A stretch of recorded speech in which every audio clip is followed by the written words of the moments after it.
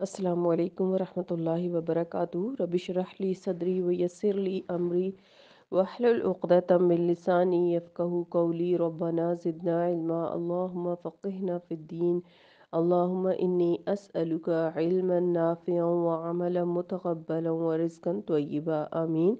आयत नंबर 101 सूरह आले इमरान तक हम पढ़ चुके थे। हम पिछली आयत को देख लेते हैं। औज़ु बिल्लाहि मिनश शैतानिर रजीम बिस्मिल्लाहिर रहमानिर रहीम।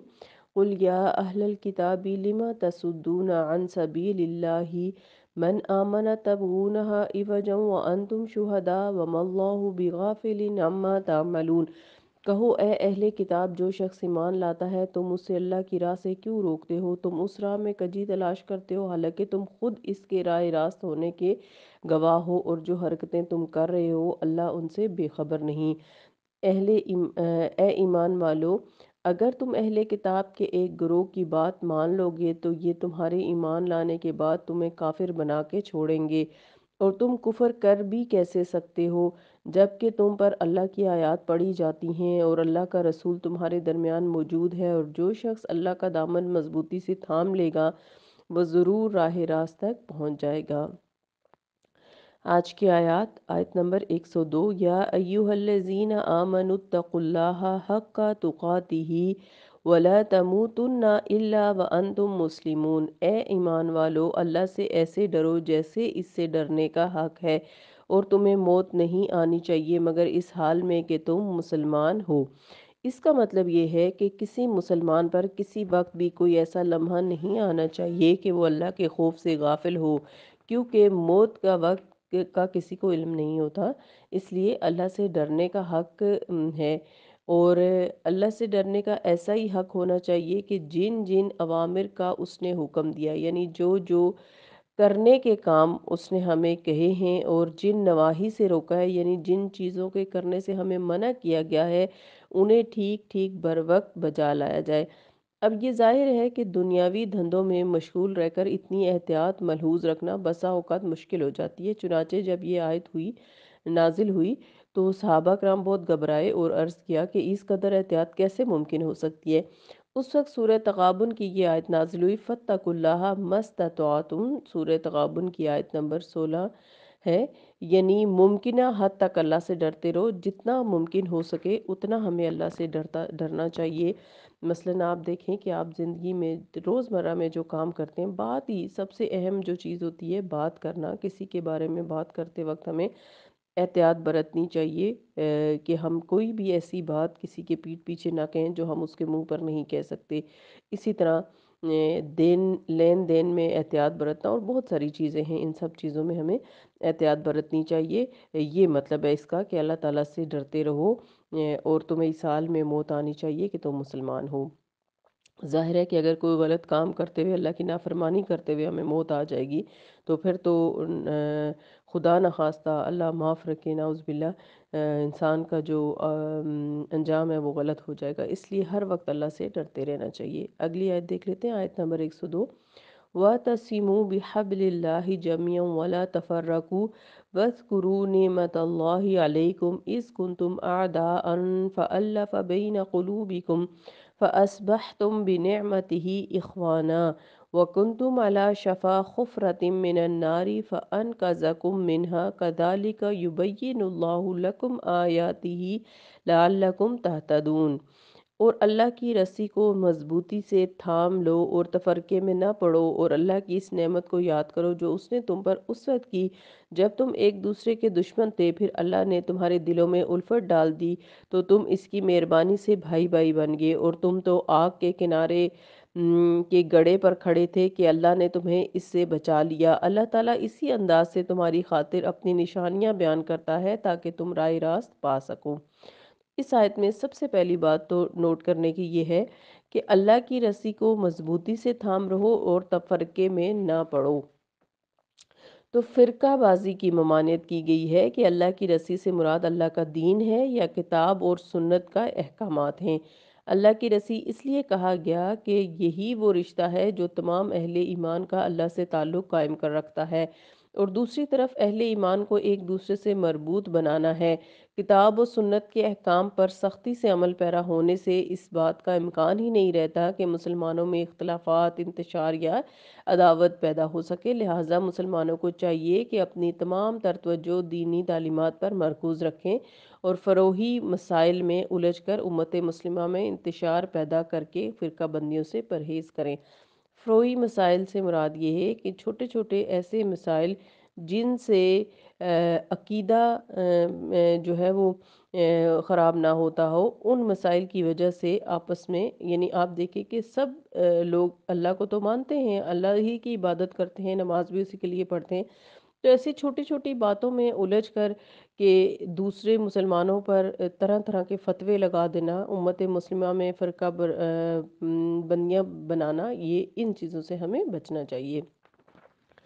اسی آیت میں اللہ سبحانہ وتعالیٰ نے پھر فرمایا کہ اللہ کی اس نعمت کو یاد کرو جو اس نے تم پر اس وقت کی جب تم ایک دوسرے کے دشمن تھے، پھر اللہ نے تمہارے دلوں میں الفت ڈال دی تو تم اس کی مہربانی سے بھائی بھائی بن گئے۔ یعنی صحابہ کرام کی باہمی الفت اور محبت اور اتفاق کی برکت ہمیں بتائی جا رہی ہے اس آیت میں۔ یعنی جس وقت پورے عرب میں قبائلی نظام رائج تھا اور لوٹ مار اور قتل و غارت کا بازار گرم تھا، کوئی حکومت یا عدالت سرے سے موجود ہی نہیں تھی جس کی طرف رجوع کیا جا سکے۔ اگر کسی قبیلے کا کوئی آدمی قتل ہو جاتا تو مقتول کا قبیلہ اس وقت تک چین سے نہیں بیٹھتا تھا جب تک کہ اس سے انتقام نہ لے لیتا۔ قبائلی حمیت، جسے قرآن نے حمیت الجاہلیہ کا نام دیا ہے، اس انتہا کو پہنچی ہوئی تھی کہ کوئی فریق یہ سوچنے کی زحمت ہی نہیں گوارا کرتا تھا کہ قصور کس کا ہے۔ صرف یہ دیکھا جاتا تھا کہ ہمارے قبیلے کے آدمی کو فلاں قبیلے کے آدمی نے نقصان پہنچا دیا ہے، اس لیے ان سے انتقام لینا تو اب ضروری ہو گیا ہے۔ پھر اس انتقام میں انصاف کو ملحوظ نہیں رکھا جاتا تھا، یعنی جو سامنے آتا اس قبیلے کا اس کو مار دیا جاتا۔ ان باتوں کا نتیجہ یہ نکلتا تھا کہ جہاں کہیں کوئی جنگ چھڑی تو وہ ختم ہونے میں ہی نہیں آتی تھی۔ مکہ میں بنی بکر اور بنی تغلب کی لڑائی شروع ہوئی جس میں نصف صدی لگ گئی، خاندان کے خاندان تباہ ہو گئے، کشتیوں کے پشتے لگ گئے مگر لڑائی ختم ہونے میں نہ آئی۔ تقریباً ایسی ہی صورتحال مدینہ میں اوس اور خزرج کے جو قبائل تھے ان کے درمیان جنگ باز کی بھی تھی۔ عرب بھر کا ہوش مند قبیلہ یعنی طبقہ اس صورتحال سے سخت پریشان تھا، مگر اس صورتحال سے نجات کی انہیں کوئی صورت نظر نہیں آتی تھی کہ کیسے ان لڑائیوں سے جان چھڑائیں۔ پھر یہ صورتحال مکہ اور مدینہ تک ہی محدود نہ تھی بلکہ پورے عرب میں جیسے آگ لگی ہوئی تھی، اور قریب تھا کہ پوری عرب قوم نیست و نابود ہو جائے کہ اس حال میں اللہ تعالیٰ نے ان لوگوں کو نعمت اسلام سے سرفراز فرمایا۔ اس سے پرانی رنجشیں اور قدورتیں دور ہو گئیں، عداوت کے بجائے مسلمانوں کے دلوں میں ایک دوسرے کے لیے محبت اور الفت پیدا ہو گئی اور وہ بالکل بھائیوں کی طرح بن گئے۔ اس طرح اللہ تعالیٰ نے لوگوں کو لڑائی کی آگ کے گڑھے میں گرنے سے اور مرنے کے بعد جہنم کی آگ کے گڑھے میں گرنے سے بچا لیا۔ اسی نعمت، الفت اور محبت کا ذکر اللہ تعالیٰ نے سورہ انفال میں بھی کیا ہے، جہاں رسول اللہ صلی اللہ علیہ وسلم کو مخاطب کر کے فرمایا، اگر آپ دنیا بھر کی دولت خرچ کر کے ان میں ایسی محبت اور الفت پیدا کرنا چاہتے تو نہیں کر سکتے تھے، یہ اللہ ہی ہے جس نے ان کے دلوں میں الفت پیدا کی۔ سورہ الانفال آیت نمبر 63 میں آیا ہے۔ تو یہ ایک نعمت ہے جو کہ اللہ تعالیٰ نے کی مہربانی سے نصیب ہوتی ہے اور جسے ہر شخص اپنی آنکھوں سے دیکھ رہا ہے۔ یعنی آپ دیکھیے کہ جو انصار اور مہاجرین کے درمیان الفت کا مظاہرہ تھا وہ اسلام کی وجہ سے تھا اور تو کوئی وجہ نہیں تھی۔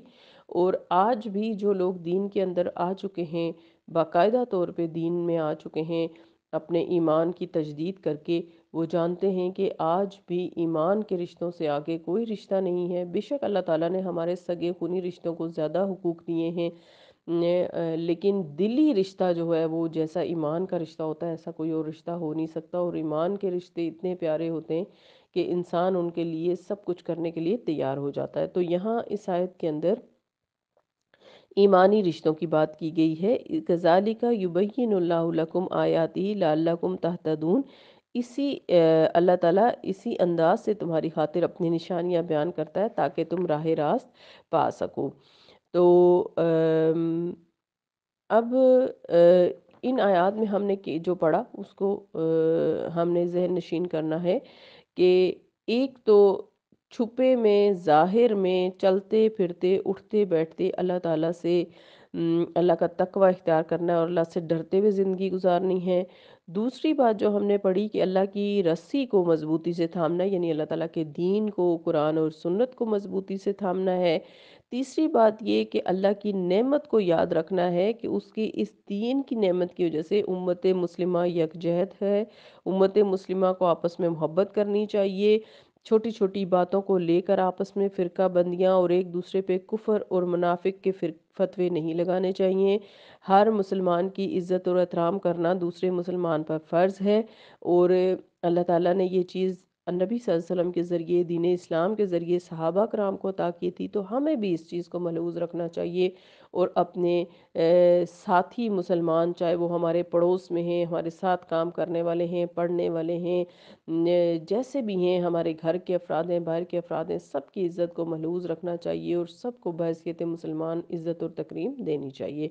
अल्लाह ताला हम सबको दीन इस्लाम पर मुकम्मल तरीके से अमल करने की तौफ़ीक अता फ़रमाए, हमारे दिलों को ईमान से नवाज़े। अल्लाहुम्मा ज़य्यिना बिज़ीनतिल ईमान, अल्लाहुम्मा सब्बित बिकलिमा ला इलाहा इल्लल्लाह इंदल मौती, आमीन। सुब्हानकल्लाहुम्मा व बिहम्दिका नशहदु अल्ला इलाहा इल्ला अंता नस्तगफिरुका व नतूबु इलैक। अस्सलामु अलैकुम व रहमतुल्लाहि व बरकातुहू।